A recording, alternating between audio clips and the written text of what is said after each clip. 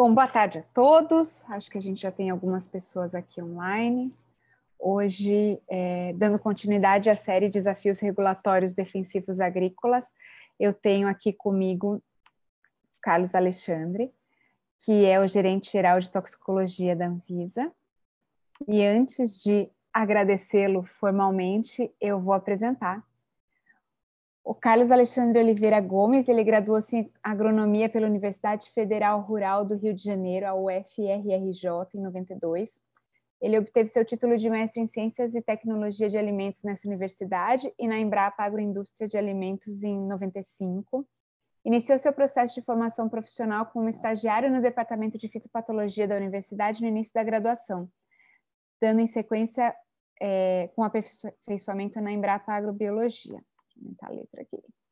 Após o mestrado, ele foi aprovado em concurso público pela Embrapa Agroindústria de Alimentos, iniciando a sua carreira de servidor público. Foi chefe substituto da área de negócios tecnológicos da Embrapa Agroindústria de Alimentos e recebeu premiação por excelência no ano de 2002 pelo seu trabalho e suporte à pesquisa. Já em 2005, ele foi aprovado em concurso público para a Anvisa, sendo desde então lotado na Gerência Geral de Toxicologia, GGTox. Assumiu em 2007 a coordenação geral do Programa de Análise de Resíduos de Agrotóxicos em Alimentos, o PARA, vamos falar bastante dele, onde gerenciou uma equipe de 13 técnicos da GGTox em contato direto com as vigilâncias sanitárias de todas as unidades da federação. Em 2008, organizou o grupo de trabalho para tratar o assunto de culturas de suporte fitossanitário insuficiente, a CSFI, que também a gente chama de minor crops, e vamos falar também. Historicamente travado nas instituições de governo que tratam o tema, Ministério da Saúde, Ministério da Agricultura, Pecuária e Abastecimento e Ministério do Meio Ambiente. De 2008 a 2012, foi membro da delegação brasileira do Comitê Códex de Resíduos de Pesticida, um fórum organizado pela FAO e a WHO para a definição dos limites máximos de resíduos de agrotóxicos nos alimentos, visando o comércio internacional. E atualmente ele ocupa o cargo de gerente-geral de toxicologia da Agência Nacional de Vigilância Sanitária, Anvisa. A letra estava pequenininha aqui, eu tive um pouco de dificuldade, mas foi. Bom, Carlos, obrigada por aceitar nosso convite. Eu vou abrir aqui a palavra para você falar um oi para o pessoal e aí depois a gente começa. E para quem está nos assistindo, quiser mandar pergunta, é só colocar na caixinha de perguntas aí do Instagram e eu vou tentar ler todas aqui, se possível. Já temos bastante gente, Carlos, 175 pessoas assistindo. Que bom. Primeiramente, eu gostaria de cumprimentar a todos que estão nos assistindo e agradecer você, a Silva, por esse convite de poder participar dessa importante discussão, né, de forma a gente poder aí compartilhar com nossos ouvintes aí, né, os atuais desafios que nós estamos tendo aí nesse campo de regulamentação. Bom, então vamos lá. Bom, para quem chegou agora, essa é a quarta de uma série de lives que a gente tem falado sobre desafios regulatórios que pretendemos trazer vários convidados em diferentes conversas com diferentes visões sobre essa questão dos defensivos agrícolas. Os defensivos agrícolas, eles também são chamados de agrotóxicos, produtos fitossanitários, remédios para planta, pesticidas e veneno. A gente não vai se apegar aí a essa questão de nomenclatura. Eles são os produtos mais regulados no Brasil e no mundo, eles têm o seu registro aprovado pelo Ministério da Agricultura, pela Anvisa e pelo IBAMA, e ainda estão sujeitos a restrições e cadastros estaduais, onde eles são aplicados. Os defensivos, eles podem ser químicos, biológicos, podem ser usados na agricultura convencional ou orgânica, e eles são necessários para o controle de praga. E ainda assim, eles geram muita polêmica por causa de ideologia, falta de conhecimento, mas também por causa do uso indevido. Então, Carlos, a gente já falou aqui em outras situações sobre o rigor da análise e os prazos. E eu queria ouvir de você, qual é a posição da Anvisa sobre o rigor, primeiro? O Brasil está entre os países mais rigorosos do mundo na análise de defensivos? Sobre esse tema, é importante a gente pontuar, né, que o mundo todo ele vem cada vez mais exigindo, né, rigor nesse tipo de análise, né? E o Brasil, né, nesses 20 anos, ele vem atendendo uma série de demandas internacionais, principalmente aquelas do acordo de fitossanitários e sanitários, né, em que o Brasil vem aí de uma maneira graduativa, se adequando às regras internacionais, né? Atualmente, essa questão de segurança e qualidade de alimentos é um assunto extremamente importante do ponto de vista que os alimentos são produzidos no país, mas são comercializados para diversos outros. Então, deixa de ser um assunto, né, de um país só e passa a ser um assunto de importância global. E o Brasil vem respondendo muito bem. Existe uma legislação, uma lei, né, antiga de 89, um decreto mais recente para regulamentar essa lei, que é o 4.074 de 2002, e que com o tempo, né, com o trabalho da Anvisa, do MAPA e do IBAMA, nós estamos nos ajustando desse rigor, né, através de normas infralegais que vêm fazendo com que nós possamos ter um rigor necessário, né, do ponto de vista científico, tentando cada vez mais abrir mão da burocracia, do simples olhar burocrático, mas sim ter um olhar científico na coisa, né, e enxergar principalmente aqueles pontos que possam, no caso específico da Anvisa, trazer problemas de saúde, não só da ocupacional, da pessoa que trabalha com aquele produto no campo, mas também do ponto de vista dos riscos dietéticos que essa tecnologia poderia ocasionar. Então, acho que você já esclareceu essa parte. Então, a Anvisa, ela cuida de toda a parte de análise toxicológica do registro dos defensivos agrícolas. E ela olha para duas situações, para a situação do risco dietético e da ocupacional. Se alguém tiver alguma dúvida sobre isso, pode mandar pergunta aqui que a gente esclarece. Também falamos muito, Carlos, nas outras lives que antecederam essa, sobre a questão dos prazos. Porque apesar da lei hoje falar em 120 dias para análise de um produto, ainda que ele leve 120 dias para análise, que em alguns casos acontece, ele fica anos na fila para chegar na análise. E já falamos aqui entre 3 a 5 anos para produtos genéricos e produtos novos podem chegar até 10 anos. A gente vê também uma grande melhoria nesses aspectos quando se fala do desempenho dos 3 órgãos. E eu acho que da Anvisa essa melhoria ela é mais clara ainda. Pelo menos eu que venho do setor, eu consigo ver que ela mudou muito o desempenho. Como é que vocês veem esse prazo tão longo ainda, né? Apesar da melhoria? Certo. Esse prazo longo, com certeza, né, esse passivo é um problema, né, que tem que ser resolvido e não pode ser resolvido com um passe de mágica. Né? Uhum. A avaliação toxicológica para fins de registro do agrotóxico é uma operação complexa e exige um certo rigor na análise de cada produto que é pleiteado aqui para a Anvisa. Mas, observando esse grande problema, né, que acaba sendo um problema, inclusive, de saúde pública, porque, como nós vamos falar mais à frente, existe uma necessidade de substituição graduativa das moléculas e, por isso, você precisa ter uma agilidade maior nos produtos que entram na fila e deveriam ser aprovados mais rápido. Entretanto, esse passivo acaba servindo, né, como se fosse aí um efeito tampão. Né? Você trabalha com uma agilidade adequada pelo nível de complexidade que é esse trabalho. Entretanto, como tem muito produto em espera, esse tempo acaba sendo exagerado. Mas é o que você falou, né? A questão, quando sai da fila, nós temos aí uma resposta que pode aí se aproximar, passa um pouco de 120 dias, mas está bem próximo dessa margem. Tá? Então, nós estamos aí fazendo uma série de ações em termos de melhoria de processos internos do fluxo de trabalho e outras ações que nós vamos comentar mais na frente, para que as análises sejam feitas de maneira mais célere, entretanto que não perca, né, a qualidade técnica dos nossos servidores, que é importante aqui também ressaltar que são servidores extremamente capacitados e que vestem a camisa. Né? Eles realmente fazem o seu trabalho no dia a dia. Nós temos aqui, atualmente, com essa pandemia, mais de 90% das pessoas em teletrabalho. Entretanto, essas pessoas respondem. Nós temos todos os trabalhos metrificados e todos esses trabalhos vêm sendo entregues aí a contento, como pode ser observado, né, nos resultados das publicações de diários oficiais, que são geralmente realizados toda semana pela Anvisa. Uma curiosidade, Carlos, vocês notaram uma melhoria no desempenho durante esse período de teletrabalho, como vários setores notaram?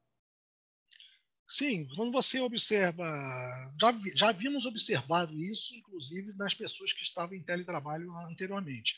Inclusive, nós temos uma meta um pouco mais elevada para quem está em teletrabalho, né? Você tem uma exigência de produzir 20% a mais, tendo em vista que você está em casa e você não tem problema de deslocamento, e é um desafio também, uma meta-desafio colocada, porque trabalhar em casa, você tem ganhos para isso, você precisa também dar um retorno.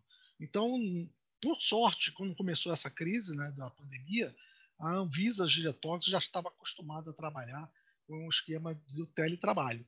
Isso proporcionou, né, ao nosso gerente já ter todas as etapas de trabalho metrificadas, e com isso, quem foi obrigado a entrar em teletrabalho por causa da pandemia, nós já tínhamos toda uma estrutura e metodologia de fazer um controle adequado dessas pessoas executarem seus trabalhos em suas residências.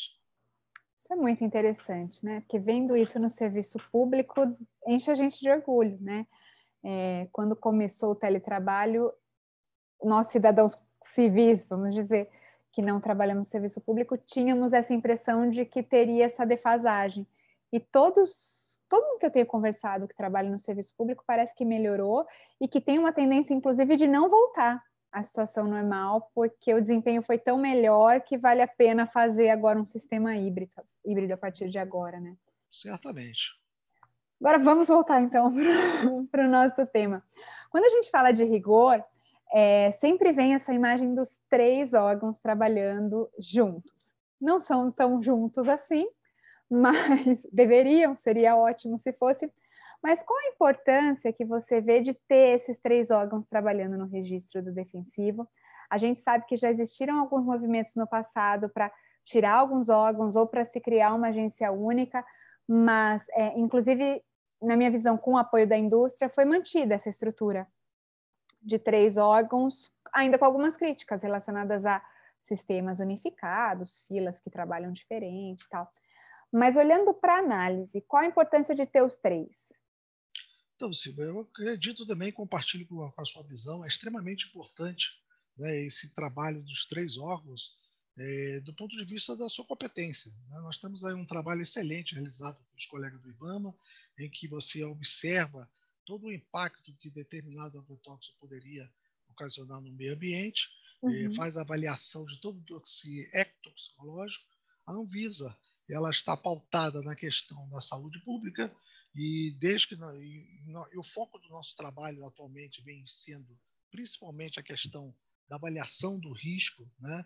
Tanto do trabalhador rural, como do residente, como do transeunte e também do consumidor, né? Então, esse tem que ser o foco da Anvisa, porque é o resultado da análise toxicológica, seria uma resposta se aquele produto, ele, nas condições ideais de uso, se ele é seguro para a população e para aquelas pessoas que trabalham no processo produtivo. Então, esse realmente é o olhar da Anvisa, e complementando isso, logicamente, do caso dos agrotóxicos de uso agrícola, você tem um mapa realizando uma análise do ponto de vista da qualidade agronômica do produto. É um tipo de análise que alguns países não têm, porque você sabe que o próprio mercado ele regula esse tipo de coisa. Se um produto não é eficiente, ele não ganha mercado, ele sai do mercado. Mas acredito que seja interessante no Brasil, até porque você consegue com que os produtos que realmente entram no mercado, eles não vão ser utilizados de uma maneira indevida, né? Então, você garante aí também um olhar da eficiência agronômica por parte do mapa. Então, esses 3 órgãos, eles precisam trabalhar de maneira harmônica e conversar um com o outro para que esses trabalhos sejam feitos da melhor maneira possível, da melhor qualidade possível, sem perder, logicamente, o olhar de cada órgão, né? Isso é fundamental, mas a conversa, a integração entre esses 3 órgãos é essencial. Mesmo que sejam 3 instituições diferentes, precisamos estar sempre em contato um com o outro para sabermos qual a condição daqueles produtos, né? E fazer com que seja uma análise mais célere. Bacana. Bom, como eu comentei anteriormente, a gente tem, olhando de fora, uma visão de que os processos na Anvisa efetivamente tiveram um desempenho muito diferente nesses últimos anos. E o processo regulatório ele sofreu algumas alterações importantes nesse período. A avaliação de riscos de HS passaram a ser adotados e alguns padrões internacionais passaram a ser considerados nas análises. E o Brasil passou a fazer parte de um esforço global para análises conjuntas e por analogia. Como estão esses processos dentro da agência? Eles já foram incorporados plenamente? E como que isso melhora na análise, olhando para tempo e qualidade de análise? Certo. Primeiramente, é importante ressaltar, né, que essa melhoria foi um resultado de um grande esforço, né, basicamente desde 2010, né, viemos discutindo cada ponto, pontos inclusive de harmonização com a comunidade internacional, de forma a atualizar o marco regulatório brasileiro. E essas discussões foram feitas diversas consultas públicas, né, de forma que a gente pudesse ter um melhor resultado possível. Então, essa harmonização é essencial. O Brasil ele não é um país isolado. Nós vivemos uma comunidade internacional, somos grandes exportadores de alimentos, e como exportadores de alimentos, nós temos que ter compromisso com a qualidade e segurança dos alimentos que são enviados para outros países. Daí, essa questão, nós tivemos que aprovar, conseguimos publicar em 2019 as RDCs 294, 295, 296, que conseguiram aí trazer uma série de alterações positivas, como essa que você comentou, né, do GHS. Além disso, a questão também da redução do uso de número de cobaias, uma série de modernizações necessárias, porque uma legislação, né, antiga, né, de 1993, precisava ter dessas atualizações, porque a ciência evolui. E essa evolução, né, o setor regulamentador, ele precisa evoluir também para atender essas demandas todas.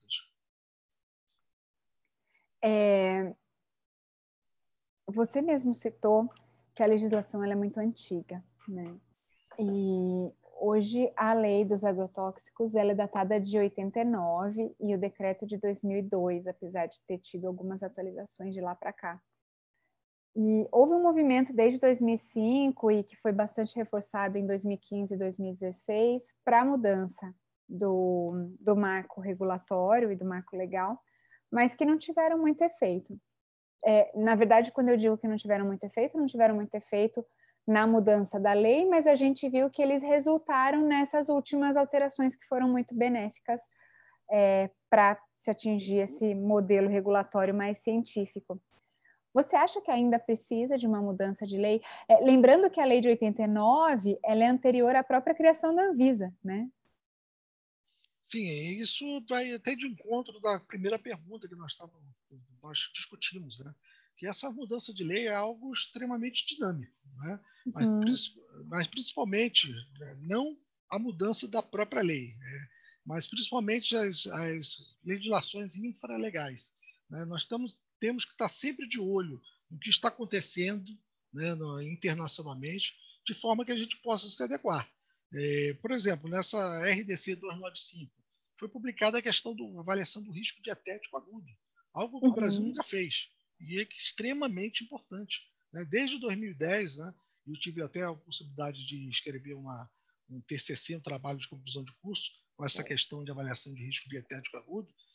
Nós estamos tentando implementar isso no Brasil. Já fazíamos uma avaliação dos LMRs estabelecidos, entretanto, nós não poderíamos atuar legalmente com a empresa, porque você não tinha nenhum amparato legal para nós cobrarmos, por exemplo, um novo estudo de resíduo, porque você teria um problema com aquele LMR estabelecido, né, com um limite máximo de resíduo que pudesse dar impacto, por exemplo, numa dose de referência aguda. Então, o que nós podíamos fazer na época seria utilizar um outro intervalo de segurança. Né? E atualmente não. Atualmente, com essa 295, com a questão da avaliação do risco dietético agudo, você consegue ter limite máximo de resíduos mais seguros, uma vez que você consegue validá-lo não somente pela ingestão diária aceitável, mas também pela dose de referência aguda. Então, essa avaliação do que vem acontecendo, né, dos progressos científicos, ela precisa ser incorporada. E a Anvisa fez o dever de casa, fez esse estudo, atualmente também com a facilidade de comunicações que nós temos, né? Nós temos aí acordos, memorandos de entendimento já assinado com o Canadá, com o IR4 dos Estados Unidos, BFR da Alemanha, e estudando agora também um acordo com o EPA dos Estados Unidos. Então, esse tipo de movimento é importante para estarmos sempre atualizando e garantir a qualidade e segurança, né, dos produtos que são aprovados aqui na Anvisa. Então, isso é importantíssimo, né? Não adianta a gente apenas alertar para o perigo, né, que poderia representar uma tecnologia, se a gente não tem como medir os riscos reais que essa tecnologia ela poderia trazer ou não para a sociedade. Então é importante essa atualização, mas existem outras formas, né, de atualizar, né, porque, por exemplo, se você falou, desde 2005 existe esse movimento de alteração da lei. Se fosse ser esperado essa alteração, nada disso que nós estamos discutindo aqui agora teria sido feito, né? Então é importante você... E é importante lembrar que se tivesse alterado lá em 2005, teria que ter alterado de novo em 2012, depois em 2015, depois em 2016, se a gente fosse olhar só para a lei, né? Porque o movimento é muito dinâmico mesmo. Você comentou sobre esses acordos com outros países. Como é que tem funcionado o registro por analogia? Vocês conseguem aproveitar estudos feitos em outros países? Sim, o registro da analogia, né, ele é uma metodologia indicada pela Organização Mundial de Saúde, né, principalmente para países que não têm uma estrutura adequada, né, para fazer todos os seus registros. Entre o Brasil, nós temos essa estrutura, mas nós estamos olhando o registro por analogia com outro foco. Nós temos uma análise sendo realizada, uma análise muito qualificada, inclusive nós estamos utilizando o registro de analogia para podermos nos aproximar dos principais países, né, reguladores, né, do registro de agrotóxicos no mundo. Então, nós temos aí esse foco. É uma metodologia extremamente interessante, porque você tem produtos que já foram avaliados por agências de referência internacionais e permite que nós possamos focar naqueles endpoints, nos pontos chaves que aquele produto pode apresentar de algum tipo de problema toxicológico, de forma que você tenha aí uma análise mais célere do produto. Já tivemos, sim, algumas análises feitas para analogia de produtos novos, PTM, produtos técnicos novos, e conseguimos aí reduções de até 50% do tempo que era analisado pela metodologia convencional. Então, é realmente uma metodologia interessante. Nossos servidores estão sendo treinados para fazer uma análise por analogia, e qualquer dúvida, né, também são estimulados a entrar em contato, inclusive com as agências internacionais, de forma que a gente possa cada vez mais se aproximar desses órgãos. E quem sabe no futuro, quando a gente não tiver uma fila, né, eu também estou sendo otimista demais, mas quem sabe um dia, né, nós possamos ter nossos servidores indo até para alguns tipos de trabalho em que você possa ter um registro, né, de uma mesma molécula quase que simultaneamente no mundo inteiro.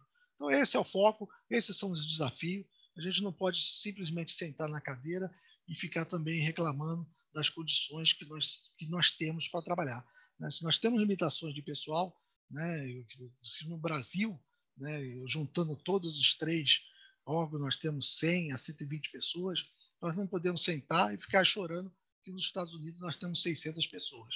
Nós temos que olhar nosso processo, nós temos que olhar tecnologias que possam nos auxiliar, de forma que possamos fazer o melhor possível. Logicamente, também é importante recurso humano, que cada pessoa incluída na análise do processo, utilizando essas novas metodologias de análise, ela vai dar uma resposta também em termos de análise de produtos. Entendi. E quem sabe um dia a gente vira fonte de registro por analogia, né? Quem sabe? Bom, mas olhando para essas necessidades de alteração ainda normativas e pelo trabalho feito pelos 3 ministérios, a gente vê que além de muito retrabalho que acontece por existirem 3 órgãos, e isso deve ser resolvido com um sistema informatizado logo, se Deus quiser, ainda notamos alguns procedimentos burocráticos, como, por exemplo, a avaliação de clones. Deixa eu explicar para quem está nos assistindo o que são os clones. Os clones são chamados assim porque são produtos que já estão registrados no Brasil com uma determinada marca e eles vão ser vendidos com uma marca diferente ou semelhante, acrescentando... Tem casos muito característicos que é aquele mesmo nome acrescenta BR, alguma coisa assim, por falar que é do Brasil. Ou que são vendidos para outras culturas, com marcas comerciais diferentes, ou até por empresas diferentes, mas usando aquele mesmo produto que já foi registrado. E aí, quando você vai pedir uma nova marca para esse produto, tem todo um procedimento burocrático que tem levado bastante tempo ainda. A indústria defende que esses produtos tenham um registro automático. Como está esse processo? Aqui na Anvisa, basicamente, nós conseguimos já fazer com que as empresas possam optar, né, pelo processo de registro simplificado utilizando o SIP-TOX, né, que é um sistema em que nós temos aí uma avaliação de produtos baseados chamados como clones. Né? Mas, logicamente, esse assunto ele precisa andar nos 3 órgãos. Né? Então, é um trabalho realizado aqui na Anvisa, vem demonstrando resultados interessantes, mas acredito que ele fica como um exemplo para que os 3 órgãos possam sentar e, possivelmente, no futuro, até mesmo de posse do CIA, né, nós possamos ter um sistema em que possa focar essa figura do clone. Né, produtos que têm a mesma formulação, muitas vezes da mesma empresa.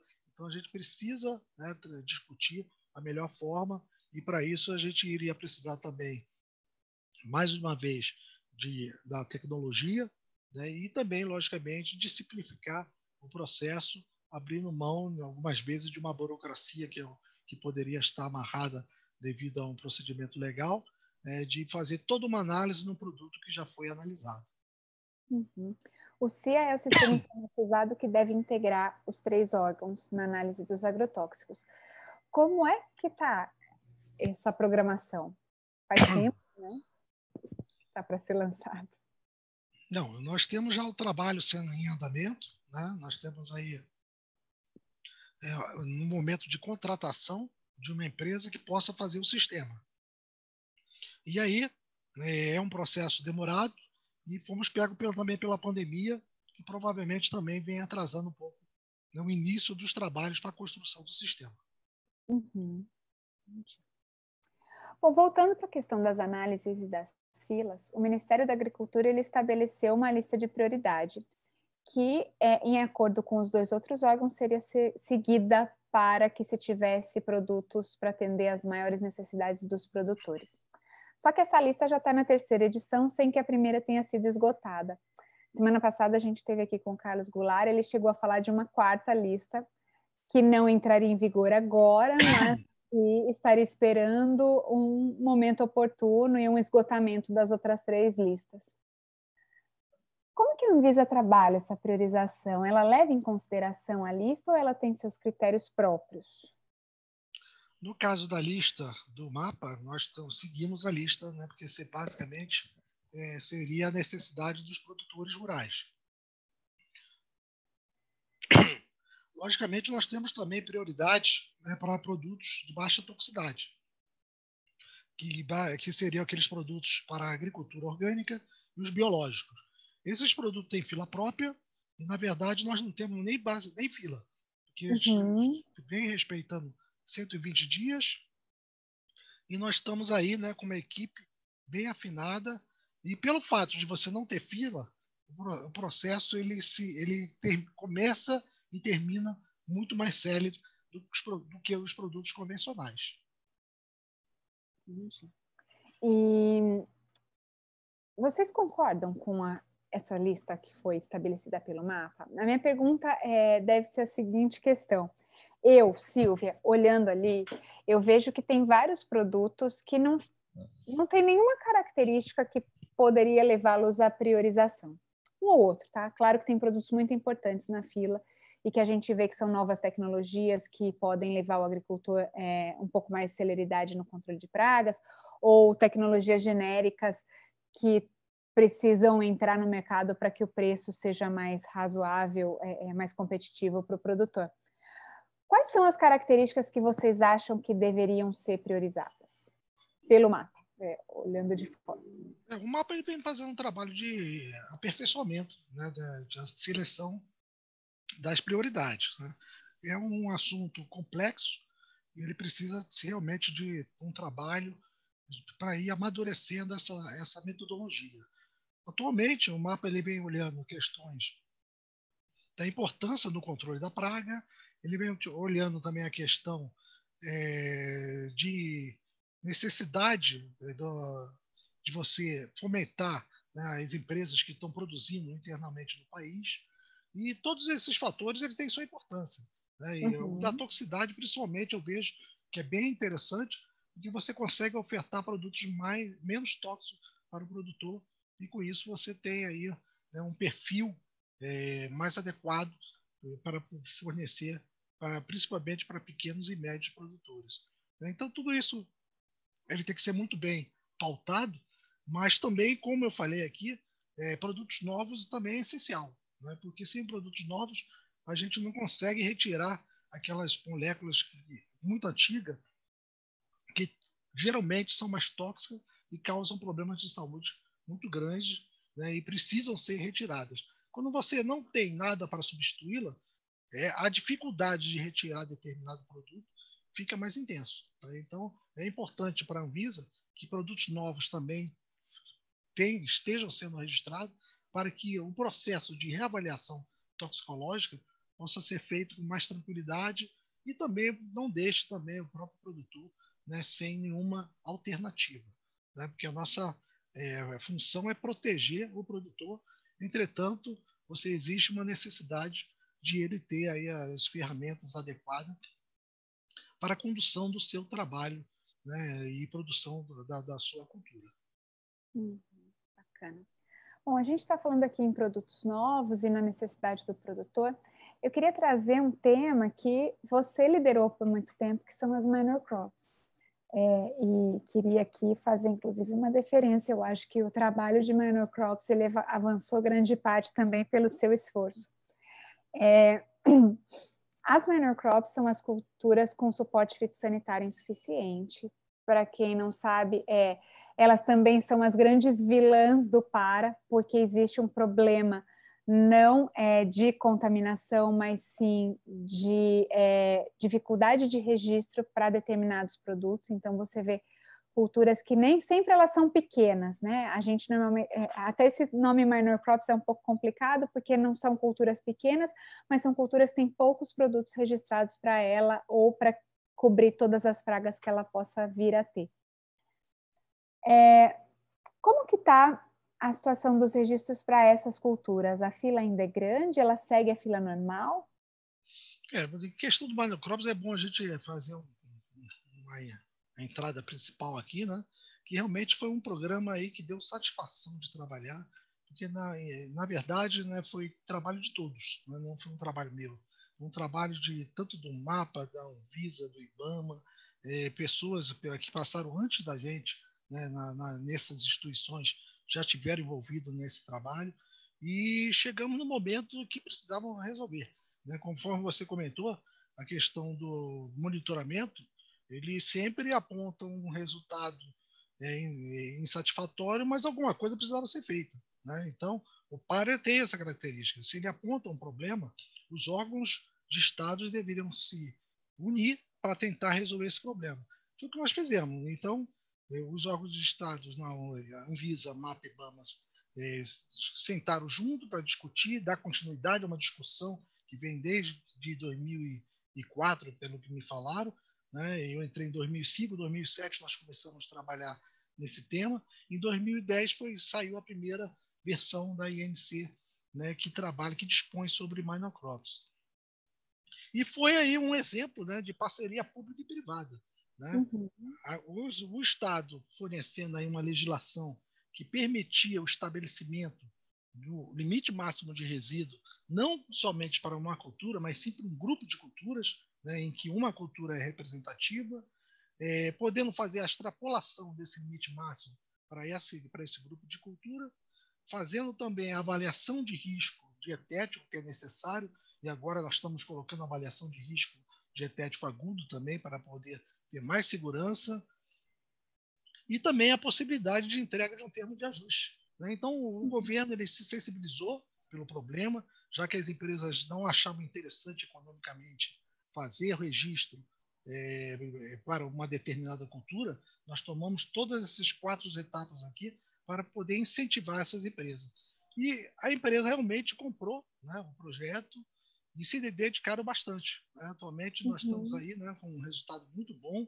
Os produtores também se organizaram, foi um outro resultado muito positivo de monocrops. Você não via os pequenos produtores, né, os produtores de monocrops se mobilizarem para poder questionar o Estado, para poder solicitar, né, ferramentas que pudessem fazer esse trabalho, uma vez que eles vinham utilizando ferramentas que não eram registradas para a resolução daquele seu problema. E com isso, né, com esse esforço conjunto, chegamos aí a mais de 2.000 limite máximo de resíduos já registrado pela INC 04 de 2014. É um número expressivo. Se você comparar esse número aí, ele já representa quase 50% de todos os limites máximos de resíduos presentes nas monografias publicadas pelo Brasil, e isso continua. Não é? Nós temos aqui filas, né, de assuntos específicos de monocrops que até hoje ela não zerou, né? Era um pensamento nosso que nós teríamos só uma grande onda que fossem fazer registro e depois fosse parar. Mas esse pensamento nosso, felizmente, não se concretizou. Continuamos tendo muitos pleitos de monocrops que entram pelo assunto específico e também algumas vezes entram até pelo assunto de inclusão de cultura. Então, é uma política de médio e longo prazo, mas ela já vem demonstrando aí alguns resultados.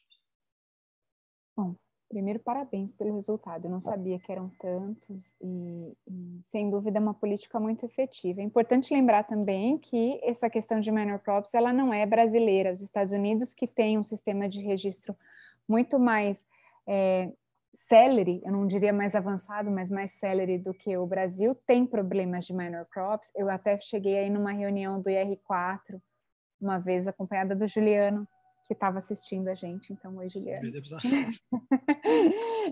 E a gente foi lá no Novo México, foi bem interessante. E deu para notar um problema que eles têm bastante sério também com minor crops. E abrindo um parênteses nesse assunto, então, é importante também a gente reforçar que tanto nos Estados Unidos como no Canadá, eles entram com recursos para poder resolver o problema. No Brasil, muitas vezes eu já vi eles falarem, não, nós queríamos fazer como vocês, né? Ou seja, o Brasil ele simplesmente entrou com legislação e as empresas elas estão respondendo com recursos próprios. Então, fica aqui nossos agradecimentos a todos os setores envolvidos, né, porque tiveram a sua responsabilidade social, toda a responsabilidade, né, econômica, para poder resolver o problema em questão. É verdade isso. Quando tem dinheiro do governo, e lá é bastante, fica mais fácil também para conduzir os estudos que acabam sendo caros para essas culturas que dão pouco retorno, né? Ainda falando em minor crops, como estão os registros de produtos novos para minor crops? Registro de produtos novos monocrops, eles basicamente sempre foi um pedido antigo, desde 2014, mas nós nunca conseguimos colocar uma questão de prioridade, por exemplo, para produtos que tinham monocrops. Mesmo porque você poderia gerar alguns problemas, né? De repente uma empresa botar uma monocrop só para poder justificar que teria uma prioridade. Então, produtos novos, eles vêm naturalmente, seguem na fila, mas todos os produtos que já novos, eles pelo menos eles já têm as culturas representativas de grupo e subgrupo. Algumas já vêm já com as monocrops também, mas eu acredito que a empresa que com a estratégia de ter um resultado mais célere, eles preferem colocar todas as culturas, né, maiores, né, como algodão, né, soja, etc., mas já estão colocando pelo menos as culturas representativas de grupo e subgrupo, para que depois que saia o registro desse produto, eles possam entrar com uma solicitação pós-registro e incluir as culturas de suporte fitossanitário suficiente nas monocrops. Bacana. Bom, eu vou voltar ainda, não vou sair muito de minor crops, mas eu vou voltar na questão do para, que a gente falou um pouquinho. O PARA, ele é o Programa de Análise de Resíduos em Alimentos da Anvisa, assim como o Ministério da Agricultura tem o PNCRC. A Anvisa ela faz coleta desses alimentos nos pontos de venda em todos os estados e faz análise para ver se tem resíduos de defensivos. E nessa análise, ela vai avaliar quais produtos têm resíduo e quanto tem de resíduo para ver se eles estão em conformidade com aquilo que foi estabelecido no momento do registro. O PAR ele acabou gerando muito problema de comunicação nos primeiros anos, principalmente, porque começou a sair, por exemplo, olha, o pimentão está 99% contaminado. Essa foi uma das grandes questões que apareceu para o setor há alguns anos. E aí, nesse caso, dos 99% do pimentão contaminado, tinha sido avaliada pouquíssimas amostras, e ainda assim, essas amostras que davam 99%, se eu não me engano, no pimentão era uma amostra. E aí não estava 100%, porque não podia concluir isso. Quando você olhava essas amostras, tinham essas questões de erro, uso indevido e não uso proibido. Então, produtos que não estavam registrados para o pimentão e que estavam registrados para o tomate, que teve desvio de uso. E as minor crops, elas vêm para ajudar isso. Primeira pergunta, ligando esses dois pontos, você acha que esse trabalho de 2.000 LMRs aprovados, ele já refletiu no PARA? Então vamos lá, vamos para o ponto. Primeiramente, né, essa questão do PARA, eu acho que eu acompanhei bem, e essa questão do número de amostras não foi o problema do PARA, não. Né? Acho que deve ter sido problema de algum outro programa de monitoramento. Porque o PARA, na verdade, nós temos coletas semanais, né? Em todos os estados, nessa época, inclusive, em todos os capitais do Brasil. E o pimentão é uma amostra que realmente você consegue encontrar em todos os estados brasileiros. E aí, geralmente, nossas amostras, aí, número mínimo de amostras realizadas seriam de 200 amostras por cultura. Né? Então, provavelmente, o pimentão ele não foi diferente disso, né? Devido a facilidade de encontrar o pimentão, né, em qualquer supermercado brasileiro. Mas existe esse problema realmente das monocrops, né, nessa época do pimentão. E também um outro problema que eu já vou adiantar aqui, né, dessa questão do problema da comunicação, é que forçou a Anvisa também, né, forçou os servidores da Anvisa a fazer uma outra pergunta para nós mesmos podermos responder à sociedade. Essas amostras inconformes, elas causam problemas de saúde pública, daí, né, o grande esforço que foi feito para fazer não só avaliação dietética crônica, ou seja, vai comparar os resultados com a ingestão diária aceitável daqueles agrotóxicos, como também agora, mais recentemente, no último resultado do PARA, fazer a avaliação dietética aguda, né, de forma que a gente possa dizer, existe conformidade, inconformidade eu particularmente enxergo como um problema de qualidade, que pode ser resolvido através das adoções das boas práticas agrícolas, que seriam as famosas BPAs, mas que essas irregularidades a Anvisa vem monitorando e não é um problema sério de saúde pública. Existem alguns problemas pontuais com determinados agrotóxicos que possivelmente vão ser reavaliados, vão ser retiradas culturas, etc., mas não é um problema generalizado. Né? Então, isso é um ponto importante. Tá? E você podia me lembrar da sua pergunta, que eu acabei fugindo para responder uma outra pergunta? Se esses 2.000 LMRs aprovados em minor crops já Assim, refletiram no resultado do PAR. Sim, esses 2.000 LMRs, né, ele tem potencial, né, para poder dar resultado, sim. Né? Entretanto, não só de falta de insumo, né, falta de registro de agrotóxicos, existe o problema de não conformidade. Né? E precisa também ser feito um trabalho de conscientização do produtor, né, de forma que ele possa adotar as boas práticas agrícolas. Tá? Então, esses são dois pontos. Né? Provavelmente, né, para o pimentão, né, eu não estou com a minha planilha aqui aberta aqui agora, mas na última vez que eu tinha puxado um relatóriozinho, nós já tínhamos mais de 38 produtos formulados somente para pimentão. Né? E disso, com certeza, você tem fungicida, inseticida, uma série de produtos, né, já registrado para ele. Mas esse produto precisa chegar na mão do produtor de forma correta. Né? E para isso a gente vai até conversar um pouco, né? Acho que é uma pergunta posterior, né? Como resolver esse problema. Né? Então, eu acredito que esse problema, né, já adiantando então aqui a resposta, ele possivelmente ele está muito atrelado na questão de comercialização. Né? O Brasil, né, ele precisa melhorar muito essa questão de comercialização do agrotóxico. Né? Nós temos aí uma demanda, né, de que existe a necessidade do receituário agronômico, porém, na prática, a gente vê que ele não vem funcionando muito bem e, para isso, a gente precisa tomar medidas para que ele possa começar a funcionar. No passado, a grande desculpa dos receituários agronômicos não funcionarem bem era basicamente essa mesmo do Minocrops. Mas hoje em dia nós já temos produtos registrados. Né? Então precisa ser feito todo um trabalho junto aos profissionais que emitem o receituário agronômico, de forma que nós possamos aí corrigir esse problema no campo. Né? Aí foi feito também através do PARA, que, conforme eu falei, ele acaba sendo um balizador de uma série de políticas de estados. Né? Foi também elaborada uma outra INC, essa foi a INC 02 de 2018, que dispõe sobre a rastreabilidade de frutas e hortaliças. Essa INC foi escrita pelo Anvisa e pelo Ministério da Agricultura, principalmente o pessoal do DIPOV, né?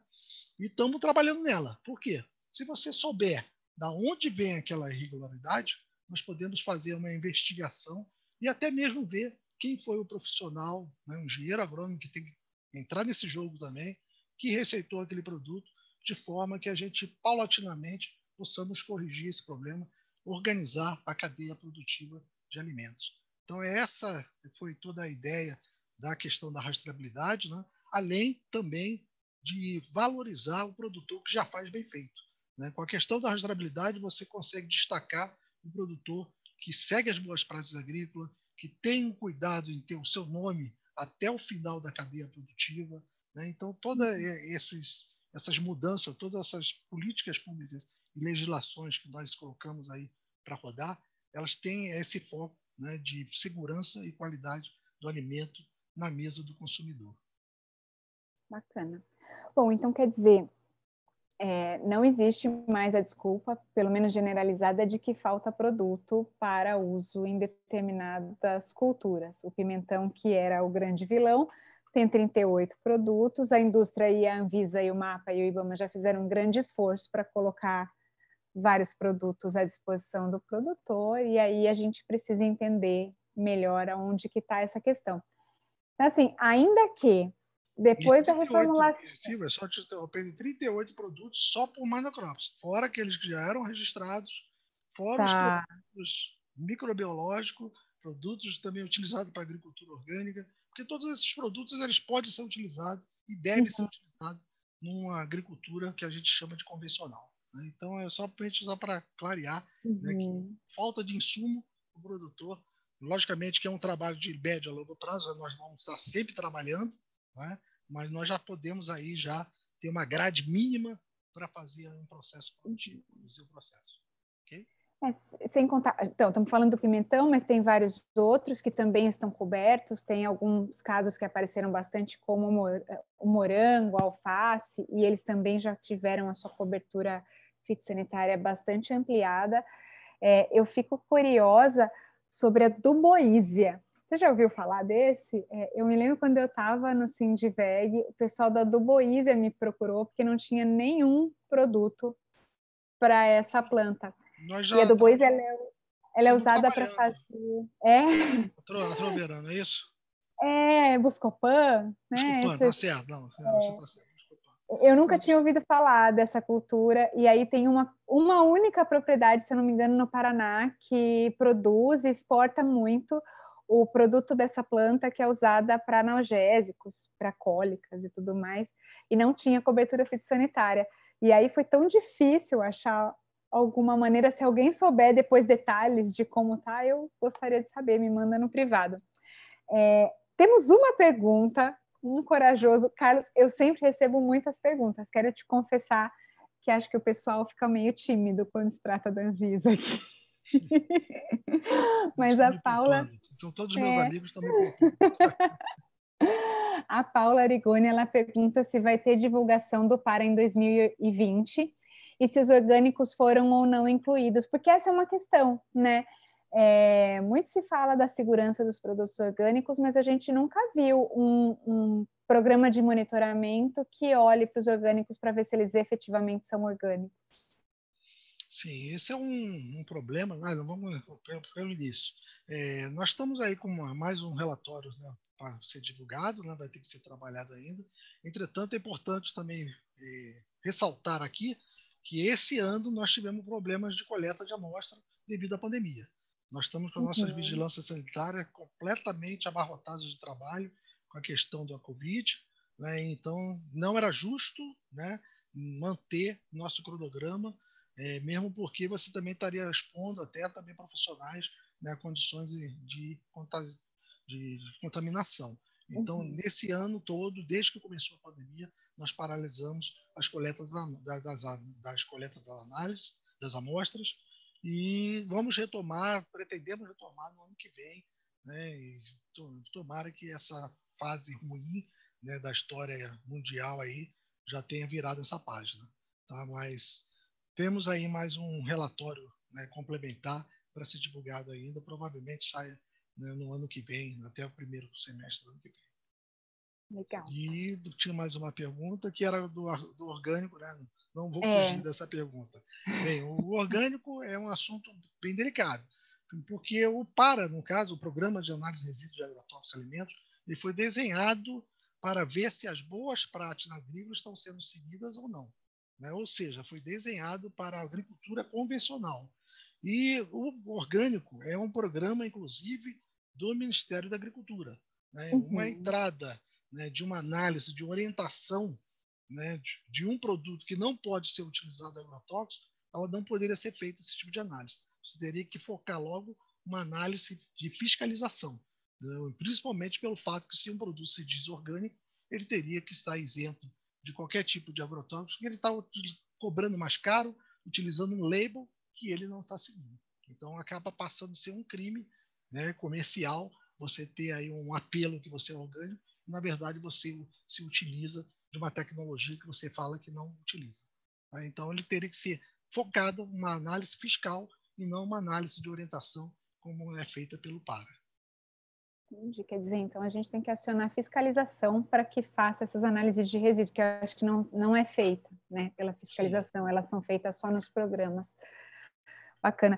Olha, o Fábio Cage, ele acabou de responder aqui que tem 8 produtos registrados para Duboisia com 8 ativos diferentes. Muito bom saber. Progresso. Buscopan para todo mundo.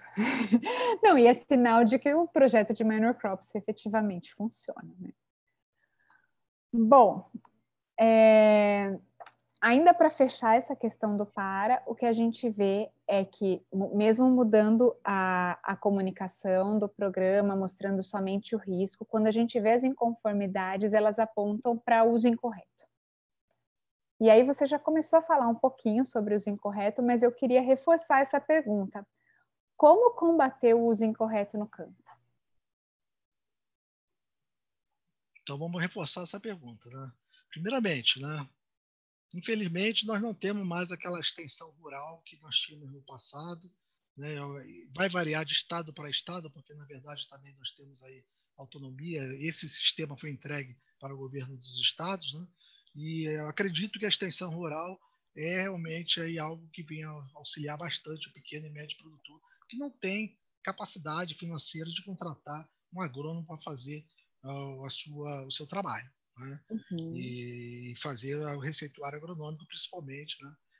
Que não também, geralmente, não era uma função do pessoal da Emater, mas eles poderiam, pelo menos, aí dar uma verificada se o receituário agronômico foi passado a contento, ou mesmo incentivar outras formas alternativas de manejo que façam com que a pessoa não seja nem necessário utilizar aí o agrotóxico em si.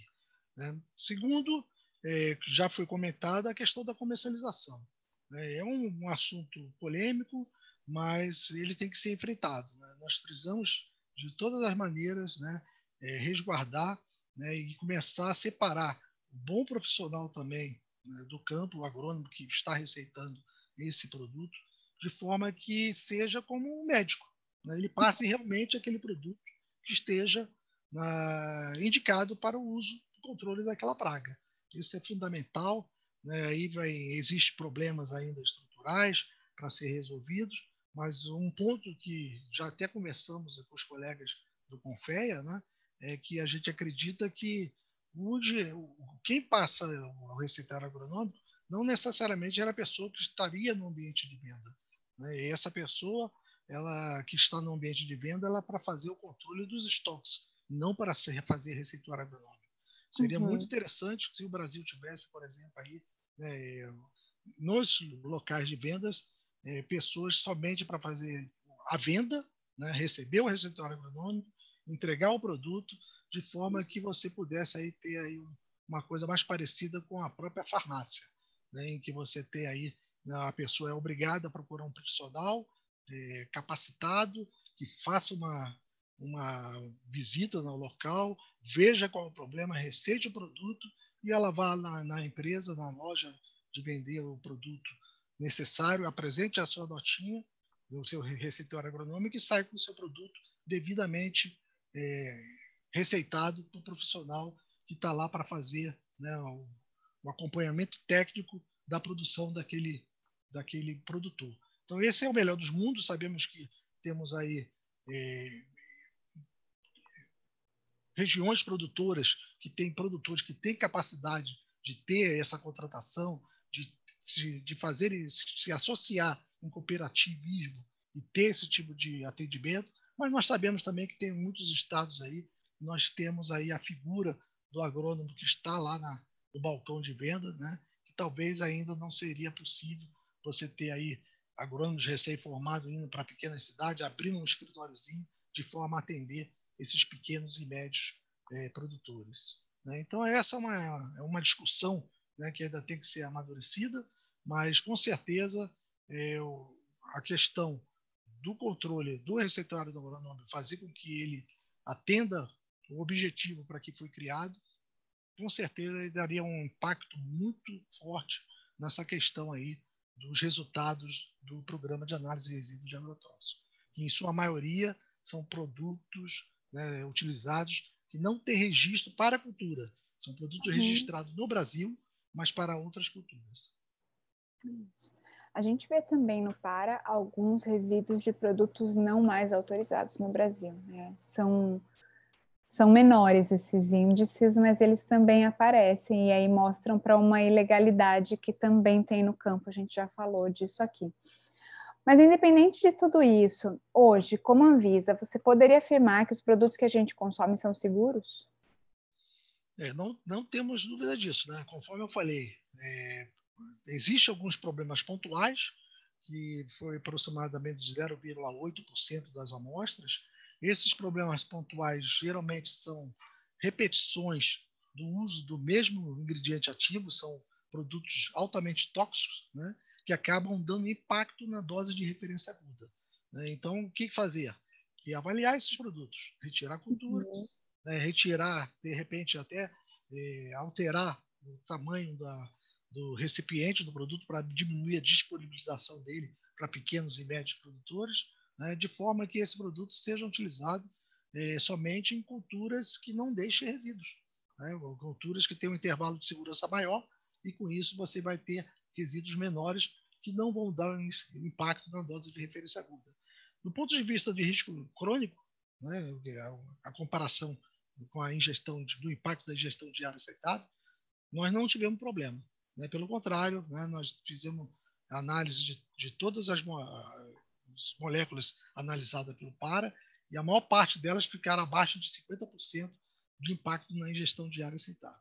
Então, nós temos aí, né, uma segurança comprovada, e fica um registro aí que a alimentação de frutas e hortaliças é importantíssima, né? Esse tipo de alimentos ele evita uma série de doenças crônicas, né, e não transmissíveis, de forma que o país precisa incentivar o consumo desse tipo de produto. e, logicamente, fazermos um trabalho paralelo que a qualidade, não só a segurança, que a segurança nós estamos acompanhando, mas que a qualidade desses produtos também venham a melhorar, né, a cada ano que passe. Né? Então, esse é o nosso grande desafio, né, atualmente da Anvisa, né, fazer com que as coisas paulatinamente venham a melhorar, de forma que a imagem do alimento produzido no Brasil seja cada vez melhor. É importante também reforçar aqui que uma outra questão que prova que o alimento brasileiro é seguro, que o Brasil é um dos maiores exportadores de alimentos. Qual país que iria importar alimentos do Brasil se esse alimento chegasse lá e não fosse seguro? Né? Então, nossos importadores são geralmente países da Europa, né, Ásia, e eles compram nossos produtos e são extremamente exigentes na qualidade e segurança de produtos que eles consomem. Né? Então, isso é uma prova também que nossos alimentos são seguros. É verdade. Bom, Carlos, acho que chegamos ao nosso limite aqui. Queria te agradecer muito por essa conversa. Eu que agradeço. A quem está nos assistindo, daqui a pouco a conversa fica no IGTV e sobe para o canal da Think Brasil no YouTube. E eu espero vocês. Até a próxima. Um abraço. Um abraço a todos, obrigado pelo convite.